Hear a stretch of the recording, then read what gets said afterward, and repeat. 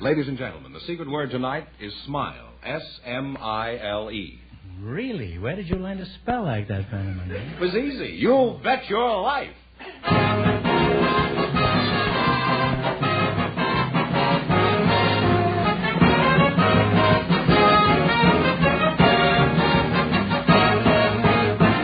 It's Groucho Marx in You Bet Your Life, the comedy quiz series produced and transcribed from Hollywood and brought to you by the more than 3,000 DeSoto Plymouth dealers.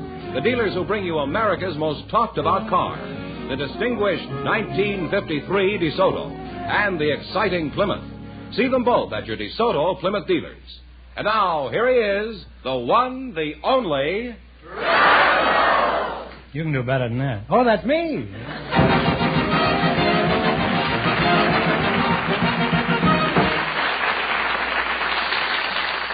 Here I am again with $1,500 for one of our couples. Groucho, we invited some servicemen and their wives to the show tonight, and Sergeant and Mrs. Douglas Bogart were chosen to be on the show. So, folks, would you please come in to meet Groucho Marx? Welcome, kids, for the DeSoto Plymouth dealers. Say the secret word and divide $100. It's a common word, something you always have with you. Let's see now, Sergeant and Mrs. Douglas Bogart. Are you any relation to Humphrey, Sarge? No. No. Judging from that handsome uniform, I'd say you were in the Marine Corps, is that right? That's right. I thought so. You can't fool an expert like me. Mrs. Bogart, judging from your uniform, I'd say you were a girl. That's right. What is your first name, Mrs. Bogart? Is it Baby? No. No? It's Ida. Oh, Ida. Well, you could be a baby Ida. What is your first name, Sarge? Douglas. Douglas, huh? Oh. Where are you from? Susanville, California. What is your job in the service? General Supply Chief at Camp Pendleton. For a general? I thought you were a sergeant. No, I'm a tech sergeant. My title is General Supply Chief. Oh. Well, what do you do in your job? Just supply chiefs with generals? You supply generals with chiefs. You can have it either way, you know. I issue spare parts for tanks. You're welcome. And I'd say, what is... Never fails. What did you say your job was? I issue spare parts for tanks. Oh. What is your hometown, Ida? I was born in Naples by Mount Vesuvius. Is that near here? Well, about 8,000 miles in Italy. Oh, you're from Italy. Mm-hmm. Oh. But I was raised in Ida Rome. a kind of an odd name for an Italian girl? Well, it's Ida in Italian, but... Oh, it's like Aida? Well, no, there is no A. It's just Ida. I-D-A. Oh. But the Americans pronounce it Ida. I see. Would you say all Italian girls are as attractive as you are? Oh, they're much prettier. That's so. No wonder Vesuvius keeps blowing its stuff.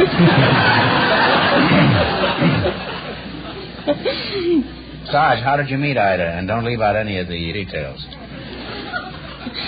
I met her while I was on duty in Rome. Real chatterbox, isn't he? Just imagine, Quo Vadis had the same plot, and it took 1 million words and $5 million to tell it. He's given us the whole thing. By the way, Ida, how long have you been married? 18 months. Do you two lovebirds ever have any arguments? No.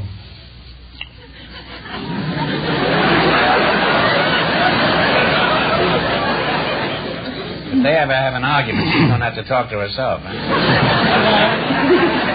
Well, you're a nice couple, and apparently the Marines have things well in hand. Now, in just 1 minute, you're going to play You Bet Your Life for a chance at the $1,000 question. Before you go, however, I want you to listen to some good news about a great car. Friends, we sincerely believe that the distinguished DeSoto is the best car on the road today. Best for dependable safety, best for truly great riding comfort, best for real ease of operation. DeSoto, you know, is the car that lets you drive without shifting. Just turn the key to start, step on the gas, you go from low to high in one fluid sweep of power. As for safety, well, a light touch of your foot is all it ever takes to stop a fast-moving DeSoto.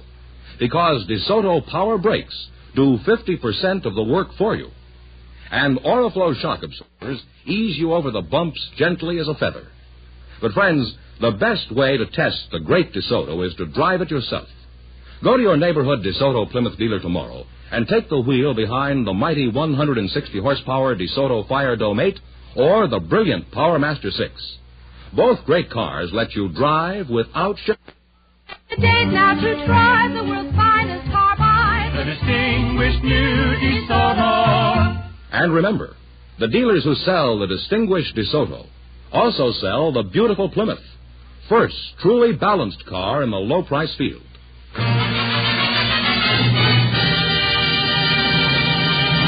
Let's see how high I can bid you $20. You selected songs by Hoagie Carmichael as your category. Now, here's your first question. How much will you bet? All of it. He says all of it. All of it? Mm-hmm. All right, you're going to bet $20. Let's see if you can identify this song. Play it, Jerry.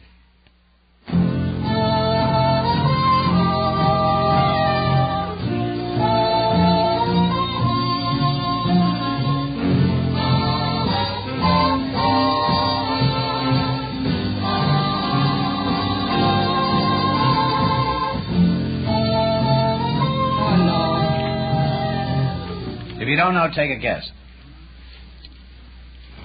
I thought at first it was Old Buttermilk Sky.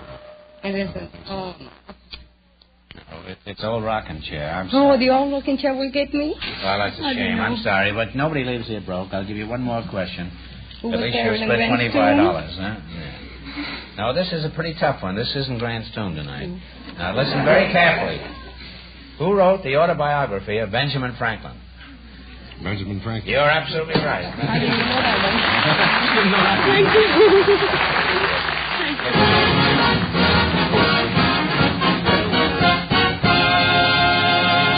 Well, Groucho, we have a young lady who's going to be married soon. Oh, I'm sorry to hear that. And a commercial reporter who was chosen by our studio audience just before we went on the air. Miss Virginia Putnam and Mr. Frank Daniels, will you please come in and meet Groucho Marx?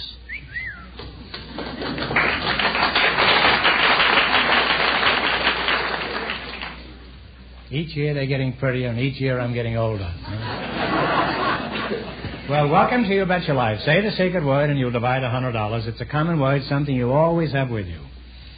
Miss Virginia Putnam and Mr. Frank Daniels. Well, you're a handsome couple. Miss Putnam, may I call you Virginia? Certainly. Well, where is your hometown, Jenny? I was born in Los Angeles on Glendale Boulevard. Let's see now. Since you were born in the West, I'll just call you West Virginia. How would that be? By the way, you say your name is Putnam. Is your father Israel Putnam? No, my father's Fred Putnam. Oh. Do you know Israel Putnam? Well, as a matter of fact, actually, he's my great-great-great-great-grandfather. Oh, well, he was a great-grandfather. You know who he was, huh? Yes, I do. He was a famous general in the Revolutionary War Mm-hmm. and fought at the Battle of Bunker Hill. He did? Yes, he did. I know more about your great-great-great-great-grandfather than you do, huh? I wasn't even there at the time. Well, I was pretty near. At any rate, you've learned something here tonight. Oh, I have. Now, Mr. Daniels, tell us something about yourself. Where are you from? Well, I'm from Minneapolis, Minnesota, Groucho. I've been out here in Los Angeles for about 2 years now. Oh. Well, Virginia Fenneman says you're going to be married soon. Is that correct? Yes, in about 3 weeks. Well, Frank, you've just got time to catch a boat for Liberia. Oh, no. Or would you rather go through with this execution? Well, Groucho, I think you got this little bit mixed up. I'm not marrying her. I've already got a wife and a 9-month-old baby. Well, I don't understand this. If you're not going to marry Miss Putnam, how did you get up here? Well, the audience selected me before the show. To marry this girl and you're married? No, they selected me to come on the show. Oh. I'm already married. I see.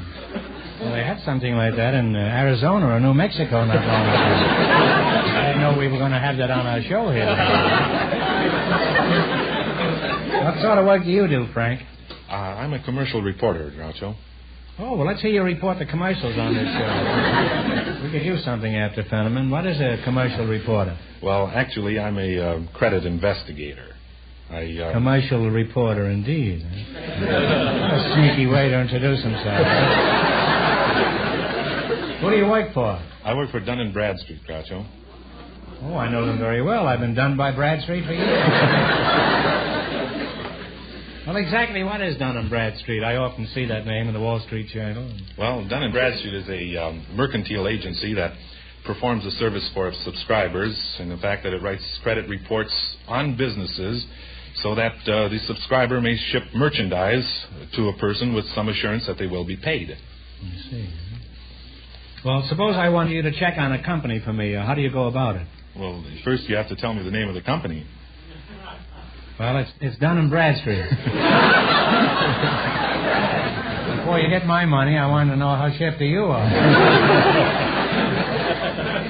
Virginia, let's get back to you. Do you have a job? Yes, I work for Tom Kelly, the commercial photographer. Oh, I'll have to come over and see our studio sometime.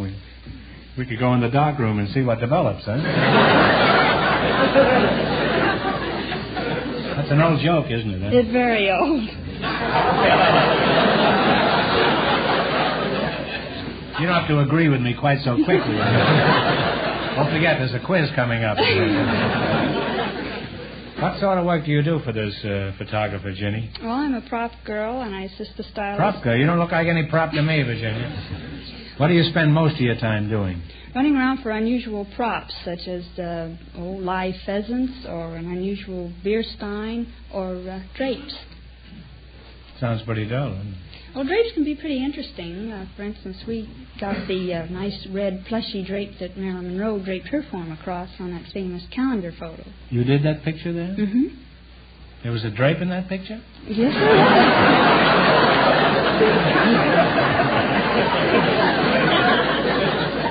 You know, I've looked at that picture 1,000 times and I've never seen a drape. I couldn't even tell you what year it was. Well, I'd like to continue this kind of conversation, but it's time for you to play You Bet Your Life. In the race for the $1,500, the first couple lost all their money, and the secret word is smile. Run you $20 no more than our other couples, you'll get a chance at the big money later. I hope you win because you're going to have 2 wives and you're going to need every nickel you can get. You selected nicknames of famous sport figures.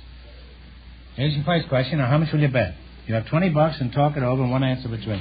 You bet the $20? Okay, let's bet the whole works. All right. What baseball player was known as the Georgia Peach? Georgia Peach. Georgia Peach. Baseball player came from Georgia. Scooter Rizzuto. Let's see. Take a stab if you don't know. Oh, Red Rolfe. No, probably the most famous ball player of all time, Ty Cobb. Well, you got off to a flying start there, huh? Yes. You can't even take care of one wife after this. Well, we're not going to let you leave here broke. We'll give you one more question for $25. Are you ready? What kind of animal is noted for his monkey shines? A monkey. Ty Cobb is right. Put it there.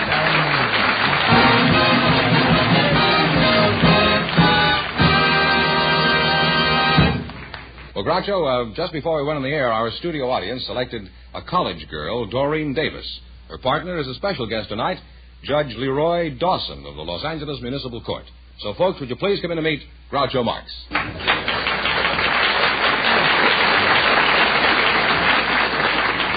Welcome to You Bet Your Life. Say the secret word and you'll divide $100. It's a common word, something you always have with you. Doreen Davis and Judge Leroy Dawson. Can't be a judge. Where's your bench? Well, that's at the courthouse where I've been expecting to see you sometime. Dawson, I'm letting you off with a warning. Don't let me catch you facing me again, ever. Clear? You, girl, tell the court your right name. Doreen Davis. Age? 21. Marital status? Married. Case dismissed. Doreen, what is your hometown? I'm from Hollywood, California. I was born in the Hollywood Hospital. You were, eh? Oh, it's a nice town. Now, Judge Dawson, by the way, how is it I've never been in your court? Are you new around here? No, I've been 22 years on the bench. Really? Have you ever tried hatching any eggs? Just as a sideline. Oh, brother, am I going to be careful the next 20 years. Judge, what kind of cases do you handle? Oh, we handle a little bit of everything in the municipal court. I'm in preliminary hearings now. But You're only a preliminary judge? Well, at the present When do you get to the moment, main bout? Well, traffic, and then we handle civil suits, too. Damages, civil suits. Oh, you handle suits, you say? Yeah. Well, I wish you'd take this and have it back in the morning. Before you get the gravy off this. That's an old joke, isn't it, Judge? Well, I don't want to judge that here. You're not going to get an opportunity anyplace else. Now, Judge, I imagine you must see people as they really are in your courtroom, huh? No, I see them as they hope to make me think they are for that moment. Were you a lawyer before you became a judge? Oh, yes. Is that necessary? That's absolutely necessary. You have to pass the bar examination? Yes. Well, how can you tell if a man is lying to you? Or a woman, for that matter? Well, let's leave the women out of it. Yeah. They're hopeless. No, but they lie just to keep in practice. I object to that. Well, I object to it, too, but it's true, nevertheless. Objection's overruled. Go ahead. Now, Judge, do women ever try to kind of give you the eye in order to get a lighter sentence? Well, Mrs. Dawson is here, and in my own self-protection, I prefer not to answer that question. I'll say that if they did, I don't think she got much result. Who did, Mrs. Dawson? She was never in court yet. I've been waiting for that day, too.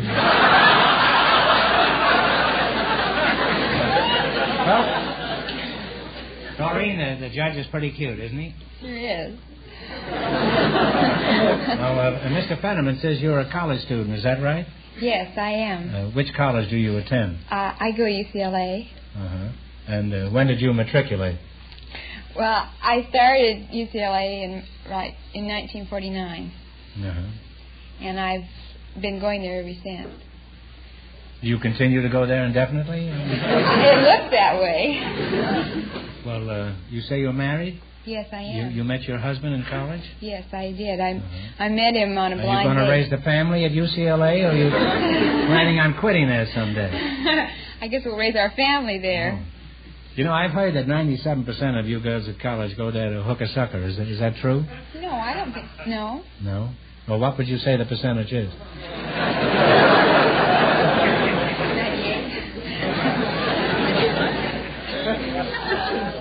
Judge, I was surprised when you said you were in the preliminary division. I remember you very well in connection with traffic cases. How come?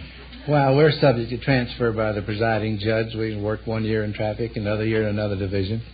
Well, would you regard this as a promotion? Oh, yes. You were nationally famous as a traffic judge. Can you give us your general impressions of the average driver who came up before you? Well, you probably think we're all crazy. Huh?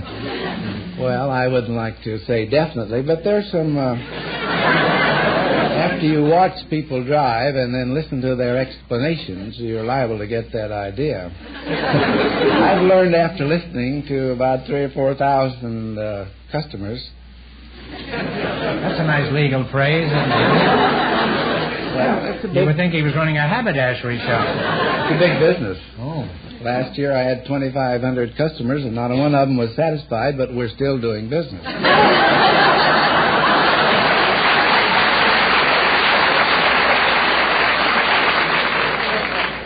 Well, do you get a cut on all the fines that you slap on these people? No, but that would be a very delicious assignment if that was true. No, I've listened to these folks, and I found there's a distinctively Los Angeles technique in drivers, As compared to other cities? Oh, yes. The average Los Angeles driver drives as though he had just bought the street. He drives... Judge, if you pardon me, but there's more of a chance that they bought the street than the car. I think there's something to that, too. At least they can't take the street back. They drive as though they just bought it. They drive as though their license was title and not a right to use. They drive right down the center of the street. I don't know why we need 3-lane highways. They drive right down the center lane, and they have one eye on the rearview mirror and one eye on the speedometer. I I say, how fast were you going? And they say, 34 miles an hour. I say, how do you know that? They say, I was looking at the speedometer, so there you are. They have one eye on the speedometer, one eye in the rearview mirror, and what chance has a pedestrian? Until they get another eye. So there you go, down the street, and all of a sudden the guy they've been looking for appears in the wrong place. The guy on the motorcycle, instead of being in the mirror, is out here on the left side. He announces his arrival, beep beep, and suggests you pull over. So you take 5 blocks to find a fire plug that you could park in.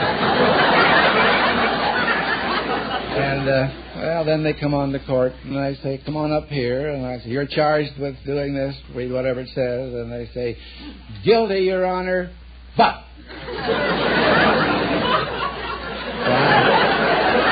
I know what I'm going to get now. I'm going to get a 5-minute speech on why this guy is so important socially, financially. He can break you. No, that's what he thinks. Yeah. And you're going to break him with his fine. No, he just wants to explain why he shouldn't be required to pay the prevailing scale. It's all right for everybody else, but not for him. Well, he's got a point if it's me. Well, of course, there's that other type that says, you can't send me to jail. That's a bad statement. You know, that always arouses my competitive spirit.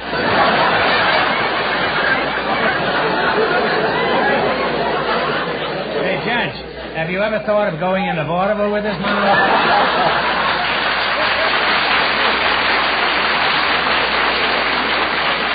No.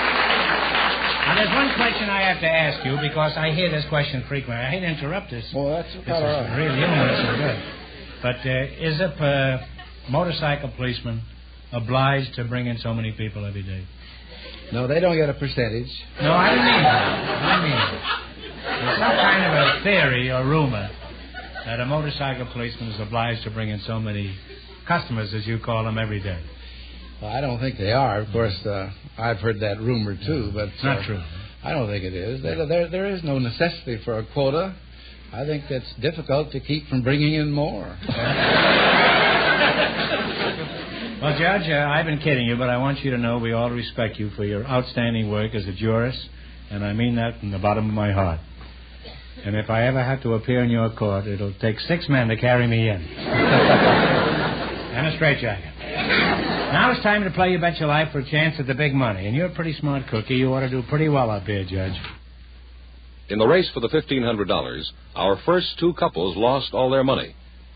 You selected What's the Number as your category. These numbers are associated with familiar titles and phrases. Let's see if you can identify the number. Here's your first question. How much will you bet? Go ahead. You want to bet 15? 15, all right. Okay. How many thieves oppose Alabama? Go ahead. 40. 40 is right. You now have $35. You have $35. How much of this are you going to bet on your second question? It's all right. In a story by Jules Verne, how many leagues under the sea? 20,000. 20,000 is right. You now have $65. Here's your third question. How much are you going to bet? 60. 60. All right. How many horsemen of the apocalypse were there? 4. 4 is correct. You've now climbed to $125. You didn't spend all your time with Chief Justice Marshall, Judge. Or even Gladstone. I don't mean the bag. Here's your last chance to beat the other couples. They have $125. How much are you going to bet? 120. 120. 120. How many reindeer in a visit from St. Nicholas? 8. 8 is absolutely correct. And you wind up with a grand total of $245. Thanks and good luck from the DeSoto Plymouth dealers.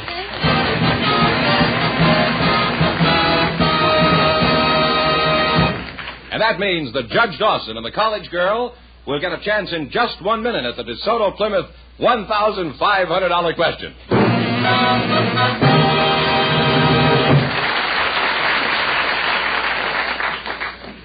Folks, have you seen a Groucho Marx used car special yet? Well, if so, you'll have noticed a great many things about it. First of all, you'll have admired the appearance. Chances are the Groucho Special used car you saw was a late model, low-mileage car, in perfect shape and ready to roll. Then, if you looked at the price tag, you probably saw that you could buy this Groucho Special for a remarkably small down payment, and that all the remaining payments were small, and you could take your time in paying them. That's what that Groucho Special sticker stands for. It means that the car you're looking at was picked by your DeSoto Plymouth dealer as one of his really outstanding buys. A remarkable car, priced to make it the hottest bargain in town. Of course, if you looked around, you saw that all the cars the DeSoto Plymouth dealer had on display were unusual bargains. That's because of the overwhelming popularity of the new DeSoto in Plymouth. Your neighborhood DeSoto Plymouth dealer has far and away the finest used car bargains in town. Take advantage of his remarkable used car offers. See his unusual stock of fine used cars tomorrow. Pay special attention to that wonderful group of cars known as the Groucho Special used cars. We're sure you'll find exactly what you're looking for among the fine used cars of your neighborhood DeSoto Plymouth dealer.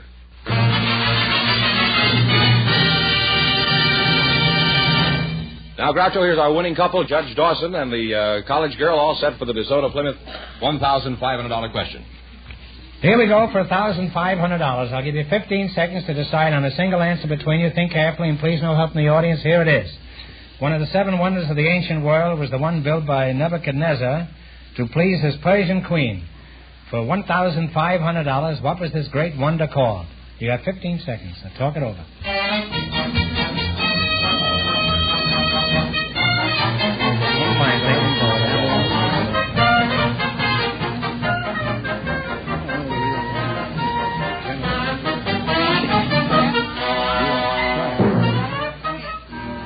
What's the answer you two have decided upon?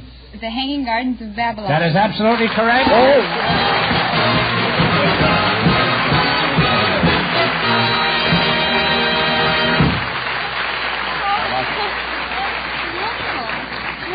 I was just saying to it, if I ever appear before your court, that I get a break, Judge. I think I'll award you a free boulevard stop, sir.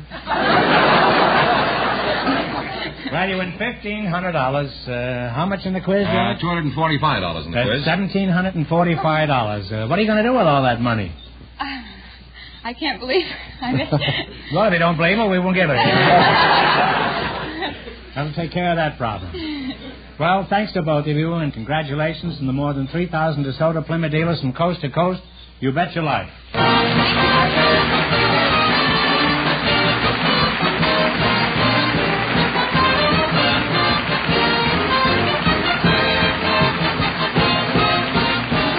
Be sure to tune in again next Wednesday night at the same time for the Groucho Marx Show, when the big question will be worth $1,000. And don't miss Groucho's television show, also presented by the DeSoto Plymouth Dealers of America. And remember that the dealers who sell the distinguished 1953 DeSoto also sell the brilliant Plymouth, the first truly balanced car in the low-price field.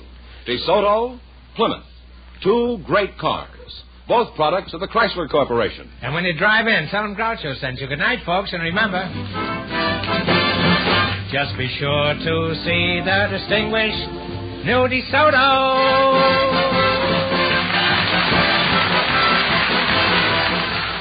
Folks, here's a reminder from the National Safety Council. When driving, peel your eye for the small fun. You Bet Your Life, transcribed from Hollywood, is produced by John Goodell, directed by Robert Dwan and Bernie Smith. Music by Jerry Fielding. This is George Fenneman signing off with the more than 3,000 DeSoto Plymouth dealers from coast to coast. You Bet Your Life is heard by our armed forces throughout the world.